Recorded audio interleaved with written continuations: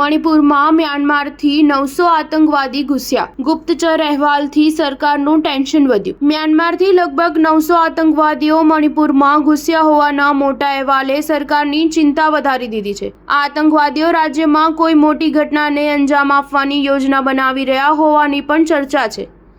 ગુપ્તચર એજન્સીઓના રિપોર્ટમાં દાવો કરવામાં આવ્યો હતો. મણિપુર સરકારના સુરક્ષા સલાહકાર કુલદીપસિંહે પણ ગુપ્તચર વિભાગના દાવા સાથે સહમતિ દર્શાવી હતી. આતંકવાદીઓના ખતરાને જોતા સુરક્ષા એજન્સીઓને હાઈ એલર્ટ પર રાખવામાં આવી છે. મ્યાનમારને અડીને આવેલા પહાડી વિસ્તારોમાં કડક સુરક્ષા વ્યવસ્થા કરવામાં આવી છે. ઉલ્લેખનીય છે કે આ કુકી સમુદાયનો પ્રભુત્વ ધરાવતો વિસ્તાર છે. માહિતી મુજબ મ્યાનમારમાં ઘૂસેલા આતંકીઓ ડ્રોન ચલાવવામાં પણ નિષ્ણાત છે. ગુપ્તચર વિભાગનો રિપોર્ટ રાજ્યના તમામ એસપી અને પોલીસ અધિકારીઓને મોકલી દેવામાં આવ્યો છે. રિપોર્ટમાં દાવો કરવામાં આવ્યો છે કે આ આતંકવાદીઓ 30-30ના સમૂહમાં રાજ્યભરમાં ફેલાવવા માંગે છે.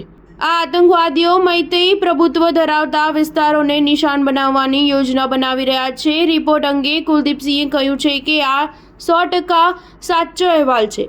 1 સપ્ટેમ્બરથી મણિપુરમાં ફરી એકવાર હિંસા વધી છે.